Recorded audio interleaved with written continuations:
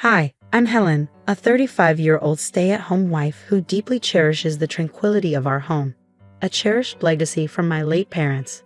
Before we dive in, please like and subscribe for more stories like mine. Now, let me share the turbulence hidden beneath the calm of my once peaceful life. The crisp autumn air did little to sweeten the bitterness of that evening. As Ted and his family gathered in our living room, the contrast between the serene leaves outside and the tension inside was stark. "We think it's time Sarah, your sister-in-law, had a proper place to live," Ted's mother declared, her tone brooking no argument. "This house would be perfect for her. This is our home, and it's in my name. Why should we give it up?" I protested, a mix of disbelief and anger in my voice. "It's what's best for the family," Ted replied, his tone firm, expecting compliance. "We're thinking of Sarah's future." Their demand stunned me. It wasn't just a request. It was a directive, a clear expectation that I would simply step aside. "Helen, you need to consider what's good for everyone," Ted's father added, his words echoing the family's entitlement. Feeling cornered, I shot back, "And what about what's good for me? Doesn't that matter at all?" Their responses were a blend of condescension and feigned sympathy, as if explaining to a child why they couldn't have candy before dinner. "You'll see, this will work out better for everyone," Ted's mother insisted, as if the decision was already made. The meeting ended in heavy silence on my part, their words lingering like a bad taste. Ted appeared apologetic but resolute, a combination that only fueled my growing resentment. "Helen, please think about it for the family." Ted tried to soften the blow as his family left, leaving us alone with the remnants of a once happy evening turned sour. As the door closed behind them, the weight of the situation settled on my shoulders. This wasn't just about finding Sarah a place to live.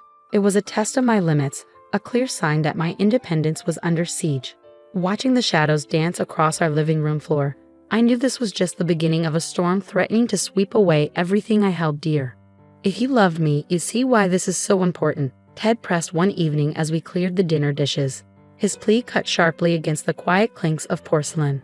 "Love isn't about giving up everything I am, or have just to suit your or your family's needs," I countered, feeling my patience wearing thin. "But it's just a house, Helen. We can find another place, make new memories," Ted insisted, his voice a mix of frustration and desperation. "A house you want me to give up for your sister while you offer me nothing in return but ultimatums." My voice broke, echoing louder than intended in the kitchen. The discussion went cold, the air between us thick with tension. That night, as I lay in bed, the reality of my marriage built on conditional love weighed heavily on me. The next morning, Lisa came over, finding me among the autumn blooms that seemed oblivious to the chill in my life. "They're bullying you, Helen." "It's clear as day," Lisa said, sitting beside me on the bench. Her presence was a comforting contrast to the turmoil in my home. "It feels like I'm in a trap, Lisa. If I give in now, what will they ask for next?" My question hung in the air, more for myself than for her. "Stand your ground, Helen. This is your home, your sanctuary. You don't owe it to anyone, especially not as a blackmail payment." Lisa's advice was firm, her hand squeezing mine in solidarity. I nodded, a spark of resolve igniting within me. I knew I needed to defend my boundaries, even within my own marriage. "You have rights, and don't let anyone, especially not Ted, make you doubt that," Lisa had said, her gaze stern yet kind. Her words echoed through my mind as the days passed. Each attempt by Ted to sway me seemed to clash against the shield of determination I was building. "I need you to understand this isn't just about what I want. It's about respect," I told Ted one evening. No longer pleading, I was now firmly asserting our roles. Ted looked at me, perhaps for the first time truly seeing the resolve in my eyes. "I didn't realize it was this serious to you," he admitted, his voice softer, but it was too late for softness. "It is serious, Ted. It's not just about a house. It's about whether I'm a partner in this marriage or just a pawn in your family's games," I declared, the clarity of my stance crystallizing with each word. As the confrontation drew to a close, the air felt different, charged with the potential for change, whether together or apart.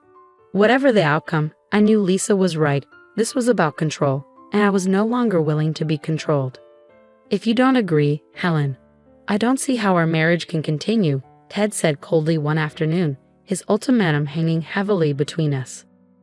"Family unity? Or is it just about what your mother and you want?" regardless of my feelings? I asked sharply, not only seeking his response, but also highlighting the unilateral decisions being forced upon me. This isn't just my decision. It's what's logical for everyone involved, Ted replied, trying to frame his assertiveness as rationality. Logical for whom, Ted? Because it certainly doesn't feel logical to me. The person whose name is on the deed. The person who inherited this house from her parents, I countered. The intensity of my own voice surprised me, a stark reminder of everything at stake. As the days passed, every conversation with Ted seemed to drive us further apart. His family's demands echoed in his words, overshadowing our shared history. Desperate for clarity and support, I reached out to Lisa again. You need to think about your future, Helen. This isn't just about a house, it's about how you're treated in this relationship, Lisa advised over coffee in her warm, inviting kitchen. Her words were sincere and forthright, a compass in the storm. I know, Lisa. I feel like I'm at a breaking point. It's not just about the house anymore. It's about respect and my autonomy. I confided, the weight of my reality sinking in. Then maybe it's time to consider what your life would look like without Ted. If he can't respect your autonomy, is that really the partnership you want to continue? Lisa's question wasn't just hypothetical. It was a call to action. Her question lingered in my mind, growing louder with each passing day. The thought of taking such a definitive step was daunting, yet increasingly necessary. One evening, as Ted brought up the topic again, I found the courage to confront the future. I felt a mixture of fear and resolve as I spoke. If this marriage can only continue on your terms and your family's terms, then maybe it's not a marriage I can stay in. My voice carried the strength of my inner determination. Are you saying you want a divorce? Ted's reaction was a blend of disbelief and anger, his facade of control slipping. I'm saying I want a marriage based on mutual respect and love, not ultimatums and control. If that's not possible, then yes, maybe a divorce is the only answer, I replied, each word measured to reflect the pain and empowerment of my decision. Ted was silent, his usual rebuttal absent as the weight of our conversation settled around us. The next days blurred with tension, each of us contemplating the potential end of our marriage. I took steps to protect my interests, meeting with a lawyer to discuss my options and prepare for possible legal battles. You have strong grounds to keep your property, and if it comes to divorce, to defend your rights, the lawyer assured me, her professionalism a stark contrast to the emotional chaos at home. Armed with legal advice and newfound determination, I readied myself for whatever lay ahead, whether reconciliation or separation. I was prepared to face it on my terms, no longer a bystander but the author of my own story. You've gone too far, Helen. How could you do this to us, to me? Ted's voice thundered through our soon-to-be former home as I folded my last set of linens, methodically smoothing the creases to calm my rattled nerves. It was never about us, Ted. It was always about what you and your family wanted. I'm reclaiming my life, I replied, my voice calm and steady in contrast to his escalating anger. This is betrayal, Helen. You've betrayed my trust and my family's, he accused, his face flushed with fury. Betrayal? I think not. Protecting myself from manipulation isn't betrayal, I countered, standing firm in my decision. I countered, my resolve hardening with each word as I continued packing. Ted's mother, Martha, entered the room like a chilling gust of wind. You're destroying this family, selling this house out from under us. You selfish girl, she hissed, her words laced with venom. I am not responsible for holding together a family that doesn't respect me, I said, facing her with a defiance that had been building over years of suppressed grievances. This was my home, my sanctuary, and I will not be bullied into submission. Ted stood between us, torn between allegiances. Is there no way we can resolve this? Think about what you're doing, Helen. I've thought about it more than you know. It's decided, Ted. I am moving on. I set my decision clear and final. The moving truck arrived the next morning. As I oversaw the loading of my life into boxes, Ted tried one last time. You don't have to do this, Helen. We can work it out.